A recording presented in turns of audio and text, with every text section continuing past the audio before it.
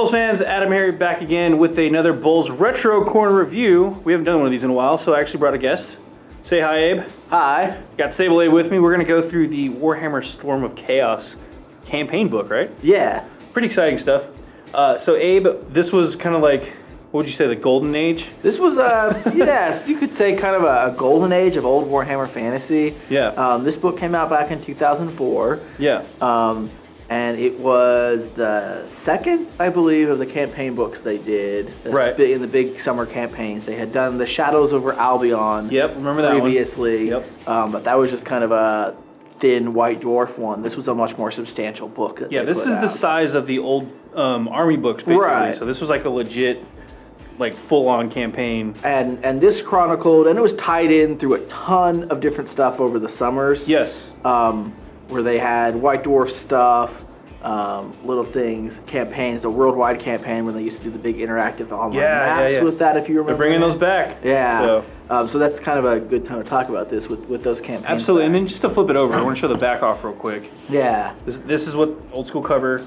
And this was Archaeon versus Sigmar Reborn, right? Yeah, versus Vultan, who was Vultan, who was basically Sigmar Reborn. And this was one of the first, from when I was playing at least, big fluff changes in the Warhammer world. Like, this was a time you had a lot of stuff progress.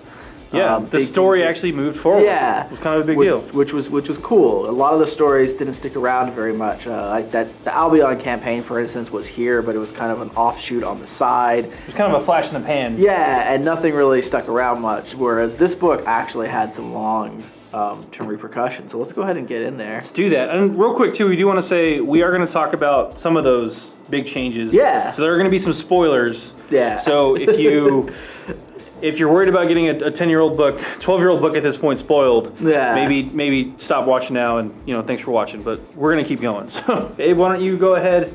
We'll dive on in. Absolutely. So, as usual, you had some amazing artwork in these books. Oh, yeah. I mean, it's standard for Games Workshop. Right. Slide over this way so people can see. Yeah. Yeah. And this book does mostly focus on Empire and Chaos stuff. Yep. But there is stuff for pretty much everyone. And it's also kind of I'd say it's a funny time in GW's models. Yeah. They were starting to get some real high quality models. Like if you look at like the Vultan model, for instance, I'll show you a bigger picture. Like that's still one of the most amazing models they put out in a while. Like that's a great detail. Even the Archaeon on the Dread Steed, on his big steed. The old Archaeon came out right out there. But then they've still got a lot of the old models. You'll still see the older Empire models. that have been sticking around for a while. So they're in a transition period. Yeah. So here we've got the introduction from old Gav Thorpe. That's a young baby Gav Thorpe too. Man. And it just kind of talks about what's in this book, and of course we got the contents. So the two big parts of the book are going to be a little bit of background information, and then this is kind of a lot of an army book. There's fluff in here, but a lot of this is rules for playing. So what were the big army? Who were the big players? So the big players were going to be the Legions of Chaos. That's Archaeon's Horde. Right. And then also Demonic Legions. This was one of the first times you didn't have a demon army list before. It's true. This is where the first kind of modern fantasy, since post the big change from 5th edition, demon army came from. Right. Then you had a bunch of Empire stuff. Sure. Which is also where you get a lot of Midland stuff, White Wolves, Al Ulrich, those kind of old fluffy things. Right. Then you also had the orcs, right? Grimgor was in this one. That was a big one. Grimgor's a big player in this. So you've got orc stuff, and then another big thing is this is the first Slayer list that you had. Yeah. This was like the axe chucking this thing, was axe chucking and the guys with this thing. And you can actually see that kind of borne out in the Fire Slayers. The Fire Slayers, right? This is kind of where a lot of that impetus first comes, where they're first an independent army. And then you've got how to kind of play the campaign. Yeah. And then you've also got some army lists for most of the other factions that you can play around with here. Right. Little short ones. Yeah, because I know they had stuff like the High Elf, the Sea Patrol, and a couple of little tiny guys. And of course, this book doesn't finish the story, because this was how you could play the campaign, and that played out throughout the summer, and then they ended up finishing the story up after Now, that. if I remember correctly, this is one of those spoilers we're talking about. This does actually end. This campaign ended with Grimgor decking somebody, right? Yeah. I'm not gonna say who. Yeah. But there was a big battle. Yeah. And all of the guys fought, and then Grimgor rolls up and decks one of them, and then that pretty much ends the entire conflict. That pretty much ends it. And I mean, unfortunately, the downside of this campaign is that the online stuff, they've always, it was they've always had a few kind of issues with some of their online stuff. We call that quote Tau level shenanigans. Yeah. And if you get that, you know what I'm talking about. Exactly. So the campaign chaos got pretty heavily beat in the campaign. It wasn't maybe as dramatic as some people would like, but the fluff that was written throughout it all was really amazing, and you got some really great stories coming out of it. Yeah. Just a side note to that too, with the new summer campaign stuff that's coming out, this is very interesting. Complete off the rails side note here. GW is actually making these stores have their own registration code. Yeah. So that should hopefully cut down on some of that internet shenanigans. Yeah. So anyway, a little better control is always a great thing, and they've learned a lot from these old books. I mean, they've done several of these in the past. Sure. So it's an exciting time that they're going to bring the online stuff back. But moving on, we're talking about Storm of Chaos here. So we've got, of course, this is again on the cover, but this is the full page. Really, some amazing artwork you can see there.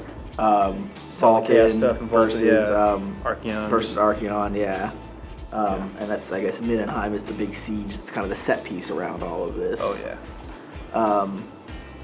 And this is kind of a. This is one of the first mentions of the end times. Yeah, this is the lead up to the end times. So some of the stuff that comes from the end times comes from this. This is the big.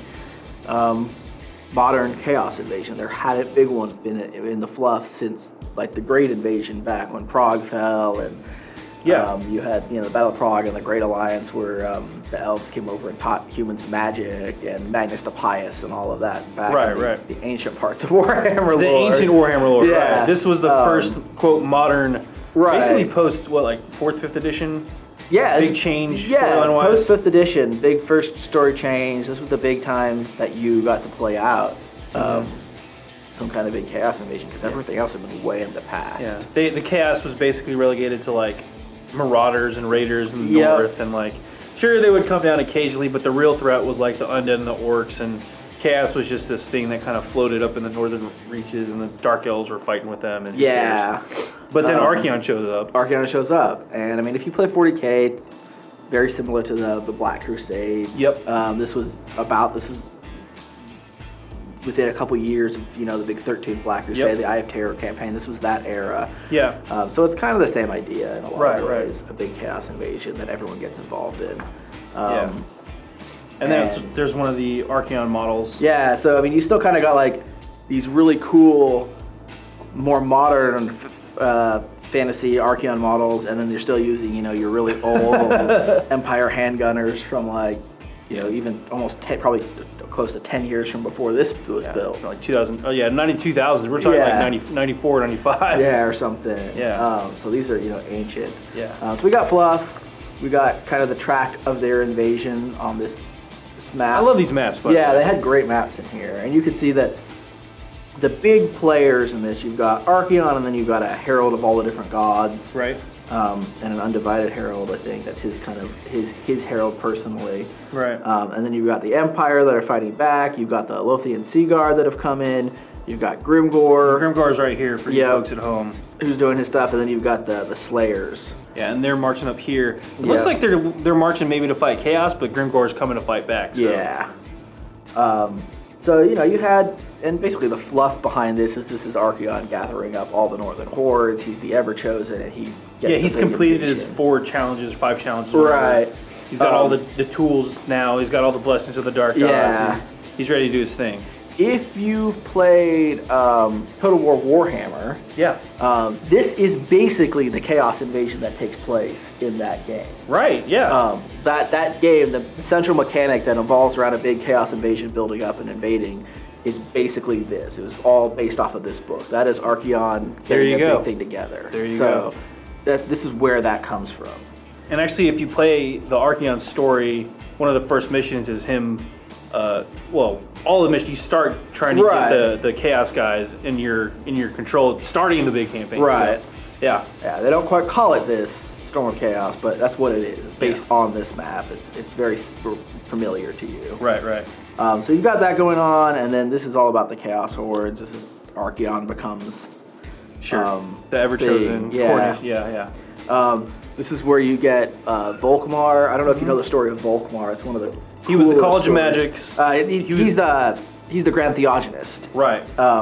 he's the head of the Church of Sigmar, basically. Oh, okay. Right. I'm thinking of the College Magic. That's a different. Yeah, different guy. that's Balthasar. That's Balthasar Gel. You're Yeah. right, you're So right. Volkmar, they actually did this out. This actually came out of a battle report in White Dwarf, basically. Yeah. I played this out right at the beginning of the Everchosen's advance, of Archaeon's advance. He rides forward. They try to fight him up in the north, and he loses and is killed. Because Archaeon. Yeah, and you can read it here, kind of what happens. This is basically a recap of that battle report. Yeah, which is kind of cool. But anyway, what ends up happening to him is his soul is like sewn into Archaeon's battle flag. Yeah. And carried around in torment, and eventually he is so awesome that he rips his soul out of the battle flag and comes back to life. Boom.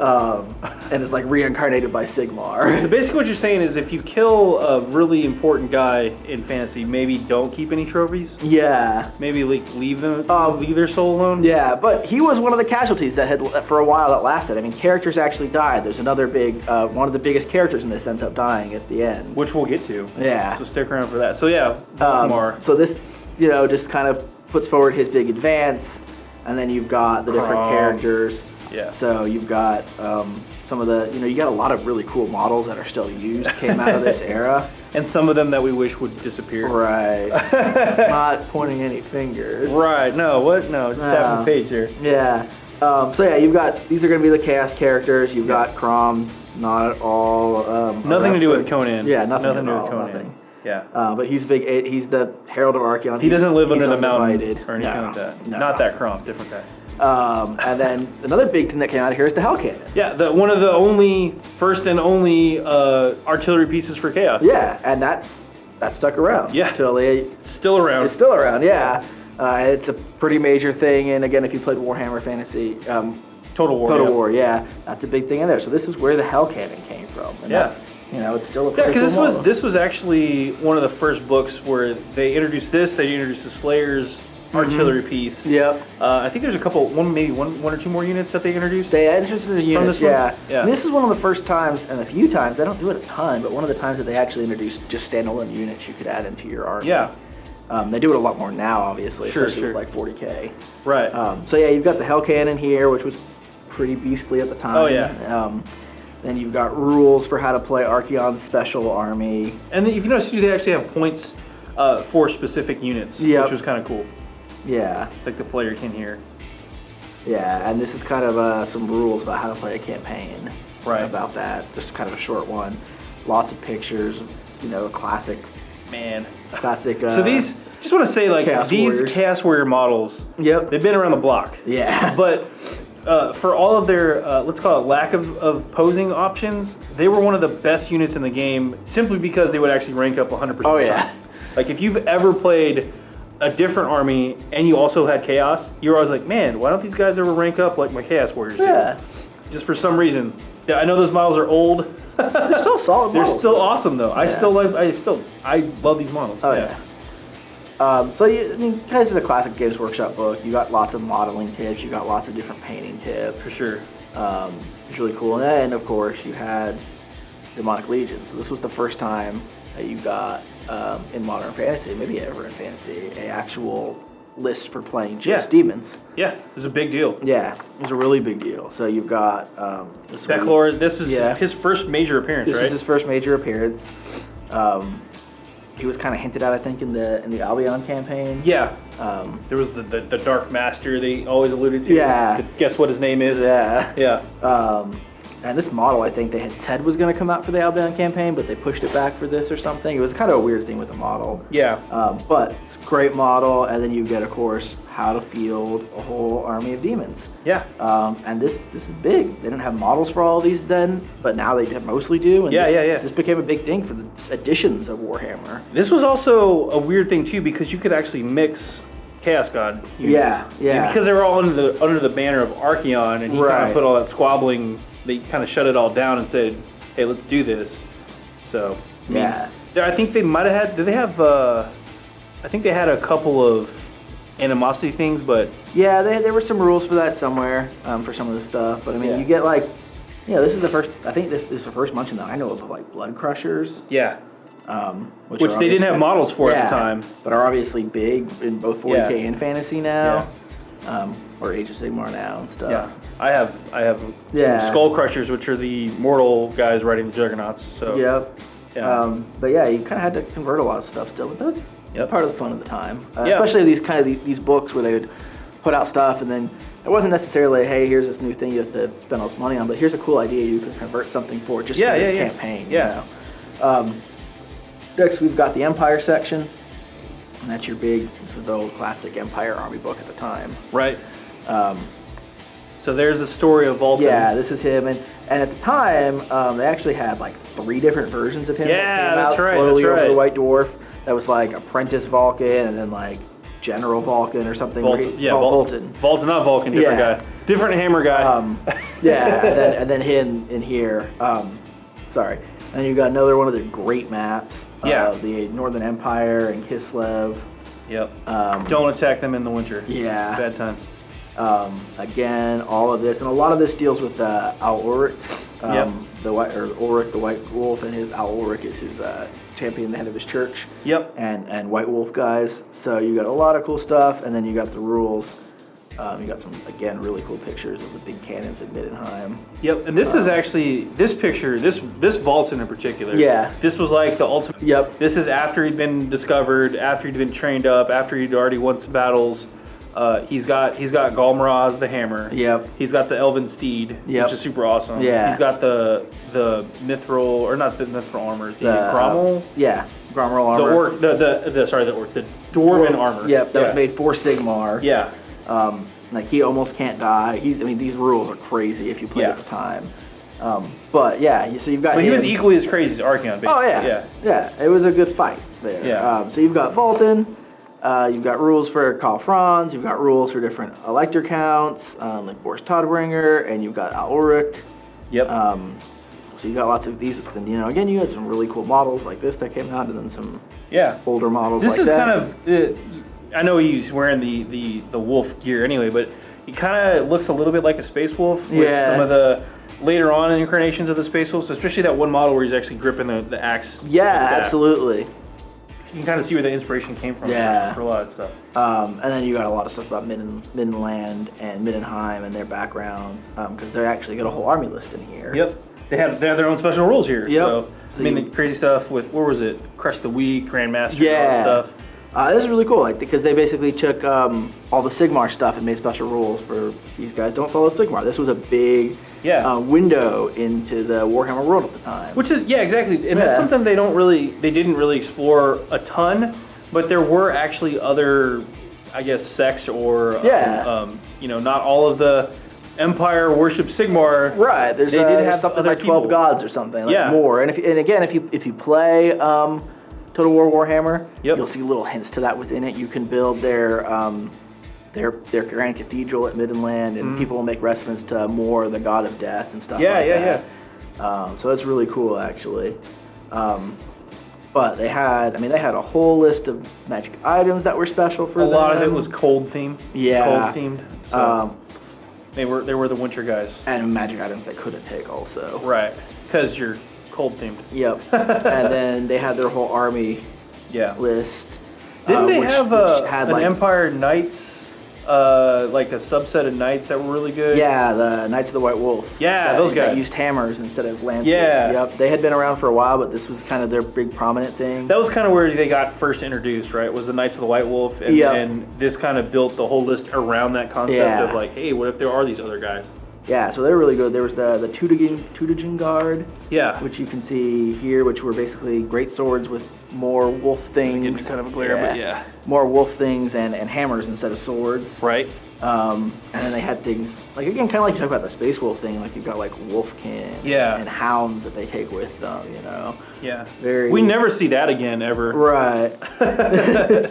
But again, you got like all the cool banners you can kind of make if you want. And you actually had permission to photocopy this for personal use, which was kind of, GW doesn't really do that a whole lot anymore. Yeah. So some cool things that you could customize your army if you wanted to get really into the campaign. Yep. And of course, painting tips. Gotta have that. And so kind of again, you can see where this is still a little bit within like the new fantasy and old fantasy. It's good. It's a transition you mentioned, Yeah. And we have Grimgor. You got Grimgor. There's just a little bit of stuff on orcs. You've got that's his right hand man. Yeah, his right hand man. Or right hand orc. I don't know. Right. Yeah. Right hand orc. Yeah. That was his standard bearer. Yes. Yeah. He was a face beater, so literally. And then you had his Ardboy, his Ardboy list, which you could get the like big effigy of Gork, which is like a giant stone head that they trundled around. Yep. And this is one of the things too. I always wish they had a model, or I mean, you could just carve it out of foam. Let's be honest. Yeah. But I always wanted GW. I still want GW to make terrain for non-human or non-imperial stuff. For 40K, non-imperial stuff specifically. But I think the orcs, having them do their own terrain or having some type of terrain would be super cool. It'd be really awesome. Because like this is actually the foam when they carved out, and I think there's some stuff later on about that. Yeah. But it's just a cool concept. It's like, hey, let's give the orcs their own. I mean, this is part of their army, but Yeah. Yeah, let's give them some real points or some real models. Some really cool stuff. They had Ruglin's Armored Orcs, which if I remember were an old Dogs of War mercenary unit you could take. Yeah. That got Didn't brought they have crossbows into or something? Yep, they got crossbows. So they were the guys with crossbows. It was kind of a cool thing that they worked some of the old fluff into the new fluff here. Yeah. Yep, there it is. So there's different ways you can make your effigy of Gork. Yep. Just a really quick, you stack up the foam, glue them together, and start cutting. Yeah. And carve it yourself. But but yeah, cool ideas. Yeah. And then this is kind of one of the big ones is the Slayers. To mention too, we would be remiss if we didn't talk about the animosity table, Grimgor's guys, because I think he was so tough that he actually was like, there will be no animosity among my peeps. So yeah. The effigy of Gork and him could stop the animosity. Yeah, which was kind of nice because the orcs they're random, and when the randomness worked for you, it was great. But when it didn't, it could suck, and that was kind of like we're gonna remove a little bit of randomness. We're gonna make these guys a little bit more reliable. So. Right. So back to the Slayers. Slayers. This was the big Slayer army. This was pretty interesting at the time, and obviously. You can kind of see some of the themes borne out in the Fire Slayers. Yeah. So you've got a couple of their characters. I laugh because some of these models are just.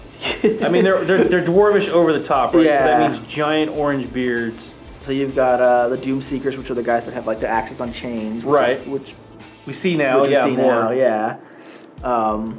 Yeah. This thing. Yeah. You've got the Goblin Hewer. Yeah. Yep. This thing was ridiculous. Automatic axe thrower. Yeah, because why not? Yeah, because why not? So, yeah, it was kind of a cool little thing. And you got some kind of goofy stuff, like fantasy always had that goofy element in it. Yeah. Goofy as it was, I wouldn't want to mess with that thing. Right, not at all. Yeah, that's kind of scary. And then you've got some special armies for taking stuff, runes, how to space the different units. And if you actually built a whole Slayer army, props to you, because that was a lot of dudes. A lot of metal Slayers coming at you. So that was quite an army. But again, you got one of those Long John Slayers pirates, which were an old Dogs of War unit that they worked back into the list. So it was cool to see them taking these little, almost forgotten parts of the lore and working them back in. The equipment for Long Drong Slayer pirates. Unit size 10 to 30, including Drong. Equipment, lots of pistols. Lots and lots of pistols. Yep. So, yeah. Festooned with pistols. Yeah. I think they shot pistols. They shot pistols. I heard somewhere. Occasionally. Yeah. Pretty cool. So, just cool things like that where they would work that back in. Yep. And then you had, again, painting them, and then you actually had the rules for how to play out the campaign. Yeah. And we'll kind of go through this part quick, because it's really just more epic pictures. Yeah, I mean, this is one of the coolest pictures in here, and you can see, how cool some of these models are. But, this is really one of those old, epic, fantasy dioramas they put out. I mean, you could tell if you can make it out. You've got the orcs coming in from the top. You've got all the different forces of the Empire. We've got this giant circle of death in the middle. Yeah. And then you've got basically the two champions facing off too. Yeah. So it's just a cool diorama to sit and look really, at. really cool. Yeah. And then campaign trees. Yeah, all the campaign trees, alliances charts. One of the things I actually really liked about this game was just kind of how they incorporated all the different. They incorporated all the factions, and there were some unlikely alliances. Yeah. That were pretty cool. I always like the campaign trees. I like looking at them just because of all the craziness that could happen. Yeah. It's kind of like, say, for instance, if you had like a sports team that was in like the, March Madness, and you're like, okay, if this team wins and this team loses, but then this team has to beat this other team by like 3 points, and then these guys have to drop here. But this is crazy, like, of all these different arrows and how to get to that point. So right, yeah, it's always wacky. This is cool stuff. You got new scenarios to play through. Yep. This was always fun, and then this was all combined with all the online stuff that they were bringing in. Right. And then you had kind of the other little additional army lists, which gave you some more fluff. Yep. This is the Cult of Slaanesh was a big one. Cult of Slaanesh was a big one. They were the ones fighting basically the Dark Elves a lot. Yeah. So the Dark Elves had the cult. Yes. So there was like a little rebellion within the Dark Elf society with the Cult of Slaanesh, and they were like, okay, we got to put this down type thing. So. One of the things I really like is that while vampires were obviously evil, much like you see, again, if you play Warhammer War, vampire counts. Yep. Sylvania, in fact, is kind of on the Empire side. Yeah. They want to rule the Empire, not destroy it. So they kind of get some Chaos guys kind of trickle in during their invasion and get all killed, and then Manfred von Karsten wakes up and is like, I'm going to go stop this Chaos invasion. Yeah, which we see that repeated later on, yeah, which absolutely. is kind of interesting because, familiar with the end times, it's just like Abe said, while the vampires want to rule and like kill everybody, they want to actually rule it and not destroy everything. Yeah. So they want to rule. They don't want to die? Question mark. I don't know if you re-die again. They don't want everything destroyed. They want to rule the world. So you've got rules for the Cult of Slaanesh, which had some cool. All these were just kind of short things, but they had a few nifty things. You've got rules for the Sylvanian army, which actually had living human militia. Join it. Which was super rare. Which was super rare, but had some pretty crazy rules with these grave markers that would move around and help things raise and stuff, and it was kind of crazy. Yeah, this was one of the kind of the broken lists that came out of this, I would say. Yeah, I remember the grave markers. Yeah, and then you had Errantry War, which was Bretonnians, and the Clan Eshin. Yep. Bunch of Skaven stuff you could play with. Which, if I remember correctly, was this the campaign where Volton actually gets poisoned? Yeah. So at the end, there's the big fight. Volton gets taken down. Yeah, this is the spoilers we're talking about. He gets kind of mortally injured by Archaeon. Maybe not mortally, but he's definitely he's injured badly, and he's recovering in a tent. Yep. And that's when Grimgar comes up and saves the world. Yes. Decks Archaeon, which was awesome. Yeah, it was pretty great. Yeah. And then he walks away. He walks away. He's done. He's the strongest, right? Yeah, I win. I'm the strongest. Take that, you weaklings. Yeah. But Archaeon is recovering, I think, back in Middenheim. And, no, you mean Volton. Volton, sorry. Yeah. Volton is recovering back in like Middenheim, and then they basically come in and his body's gone, and there's like a warp stone shuriken from Clan Eshin just like left there with some blood stains or something. Yeah.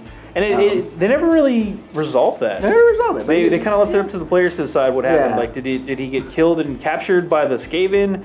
And there was also a plot. Maybe the Empire, King Karl Franz might have done something to kind of ensure that he became the king still, because there was a big question. There was a big question. Yeah. Volton is the Sigmar Reborn. Are you gonna work for him? Right. How does that all work? He had Garl Maraz, right? Yeah. He took all the cool stuff from Karl Franz. Karl Franz gave it to him though, because he was like, he realized like politically like this is a bad move. I'm gonna go ahead and throw my support behind him. But after the war, like, what do we do? So it was interesting. There's a lot of kind of conspiracy theories about. I don't think that he did personally. I don't think he did. Because especially later on, if you're the end times, you've read any of that stuff, you know what happens. But I don't think he did. So I mean that was kind of an interesting thing that happened at the end, and then you've also got the High Elf Sea Patrol, which were crazy because they actually had a special rule where like almost all of them had bows, and at the beginning of the game they could just shoot the enemy army for free one time. Yeah, I remember. Yeah. It wasn't that bad, but it was kind of. I mean, it was strength 3 bows, and you Yeah. had your armor saves and stuff. It wasn't super impressive, but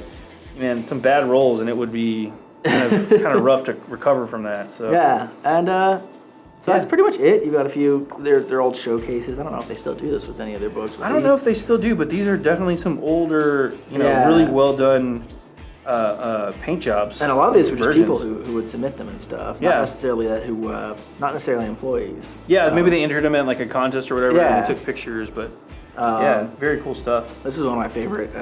Great Archaeon conversion into an Empire General. Yeah, that is actually the Archaeon model. Yeah. Like that's the demon mount repainted and resculpted, and then and that's actually Archaeon. His shield and everything. Yeah. They just sanded everything off basically. Pretty impressive work. Yeah. So that's actually by Seb Purbit. I'm sorry if I'm butchering that. We see his name right here. Seb Purbit. Yeah. Very cool conversion. Yeah. So that's pretty much it for Storm Chaos. Yeah. I mean, it's interesting to look at this now and say this was 12, almost 13 years ago. Yeah.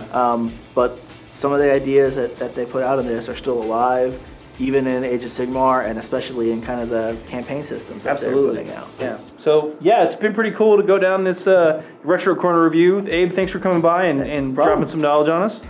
But that's pretty much it for this Retro Corner. I'm AdamHarry from BoLS. And I'm Steve Belay from BoLS. Thanks again for watching. Have a good one.